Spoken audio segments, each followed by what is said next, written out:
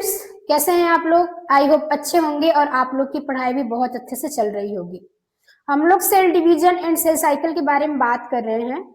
अभी तक हम लोगों ने माइटोसिस के बारे में बहुत अच्छे से पढ़ लिया है, पिछली क्लास में हम लोगों ने पढ़ा था। आज की क्लास में हम मियोसिस के बारे में बात करेंगे, जिसे हम अर्धसूत्री विभाजन कहते हैं हिंदी में।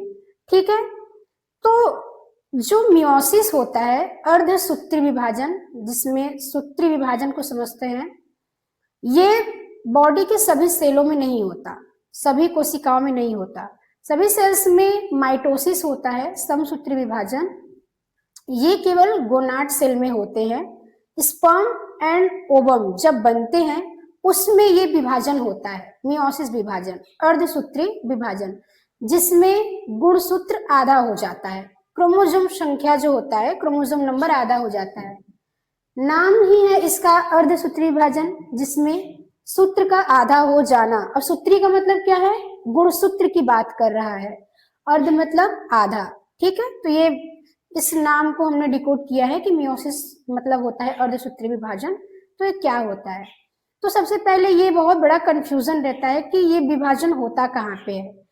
तो अर्धसूत्री विभाजन जब स्पर्म एंड ओवम बनते हैं, ठीक है, जब गैमिट सेल बनता है तो गैमिट में होता है, गैमिट सेल में ये विभाजन होता है, मियोसिस। ठीक है, अब जो मियोसिस होता है इसके दो पार्ट हैं। दोनों पार्ट को हम समझेंगे कि कैसे ये दो पार्ट में, दो फेज में कंप्लीट होता है। ठीक है, एक आपका है मियोसिस फर्स्ट और एक होता है मियोसिस सेकेंड। अर्धसूत्री विभाजन प्रथम एंड अर्धसूत्री विभाजन द्वितीय। ठीक है, अब मियोसिस में दो प्रोसेस होगा, कैरियोकाइनेसिस एंड साइटोकाइनेसिस। कैरियोकाइनेसिस का मतलब इसमें केंद्रक विभाजन होता है। ठीक है, कैरियोकाइनेसिस में न्यूक्लियस डिवीजन होगा। लिख देते हैं न्यूक्लियस डिवीजन, न्यूक्लियस डिवीजन। और साइटोकाइनेसिस में होगा साइटोप्लाज्म डिवीजन। इसमें साइटोप्लाज्म डिवाइड करता है, साइटोप्लाज्म डिवीजन।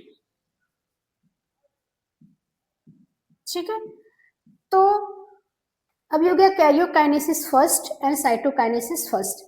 कैरियोकाइनेसिस फर्स्ट में चार, जो कैरियोकाइनेसिस है वो चार फेज में कंप्लीट होता है।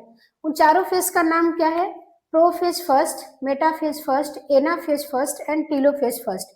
जैसे माइटोसिस में हम लोगों ने पढ़ा prophase, metaphase, anaphase and telophase, वैसे ही मियोसिस में कैरियोकाइनेसिस फर्स्ट है तो हम इसको बोल देते हैं prophase first, metaphase first, anaphase first and telophase first.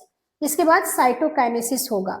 ठीक है, कैरियोकाइनेसिस के बाद साइटोकाइनेसिस होता है। फिर इसी तरह मियोसिस सेकेंड होगा, इसमें भी दो प्रोसेस होंगे, karyokinesis second and cytokinesis second. Karyokinesis चार फेज में कंप्लीट होता है, इसे हम prophase second, metaphase second, anaphase second and telophase second कहेंगे।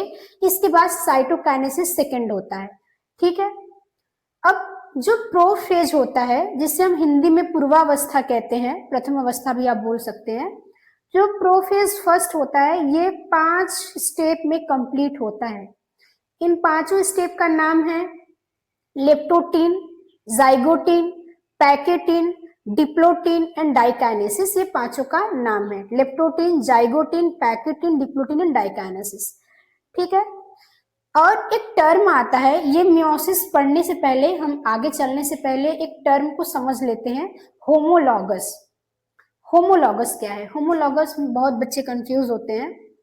तो देखिए, जैसे फादर है, एक मदर है। ठीक है, फादर मदर है, और फादर से क्या आता है? स्पर्म, और मदर से क्या आएगा? ओवम। फादर में कितने क्रोमोसोम है? 46। मदर में कितने हैं? 46। ठीक है, लेकिन क्रोमोसोम पेयर्स में होते हैं। आप उनके पेयर्स बनाएंगे, पेयर्स में देखेंगे तो 23 क्रोमोसोम होते हैं। ठीक है, पेयर्स में 23 होते हैं। अब जब स्पर्म बनेगा, स्पर्म गैमेट सेल है, ये भी गैमेट सेल है, तो जब ये गैमेट बनेंगे, स्पर्म बनेगा, तो इसमें मियोसिस डिवीजन होगा, और मियोसिस डिवीजन होगा तो ये 46 क्रोमोसोम आधा हो जाएगा। स्पर्म में 23 क्रोमोसोम बचेगा, ओवम में भी 23 क्रोमोसोम रहेगा। ठीक है, मियोसिस डिवीजन के बाद 23 23 हो गए। अब क्या होगा? स्पर्म इधर से आया, मदर से ओवम आया, 23 क्रोमोसोम इधर से आया, 23 क्रोमोसोम इधर से आया, फिर इन 23 फादर से 23 मदर जो क्रोमोसोम आया है इनका पेयर बनता है। तो इस तरह से पेयर बना है क्रोमोसोम का, ठीक है। तो जो एक क्रोमोसोम का पेयर होता है, इस क्रोमोसोम में same gene, same position and similar shape होता है, ठीक है। तो जो same gene, same position, similar shape के क्रोमोसोम का पेयर बनता है, उन पेयर को ही हम कहते हैं होमोलॉगस, ठीक है। जैसे हम क्रोमोसोम नंबर फर्स्ट पकड़े, क्रोमोसोम नंबर फर्स्ट, तो इसमें देखिए वाई वाई जीन जो है वो सेम पोजीशन पे है, आर आर भी सेम पोजीशन पे है, और ऐसा नहीं है कि ये आर है तो यहाँ पे टी रहेगा, ठीक है। कोई कैरेक्टर आर का जो जीन है, इधर भी आर है, इधर भी आर है, इधर भी वाई है, इधर भी वाई है, इनका पोजीशन भी सेम है और इनका शेप भी सेम है। तो जो सिमिलर शेप, पोजीशन और साइज के क्रोमोसोम का पेयर बनता है, इसे हम होमोलॉगस क्रोमोसोम कहते हैं, ठीक है। आई बात समझ में? नीचे लिखा भी है साइज और शेप सिमिलर होता है, same gene on same position, ठीक है। तो जीन सेम पोजीशन पे है, इसे हम होमोलॉगस क्रोमोसोम बोलते हैं। आई होप आप लोग समझ पाए होंगे, तो इसे नोट कर लीजिए, फिर हम प्रोफेज के बारे में बात करते हैं।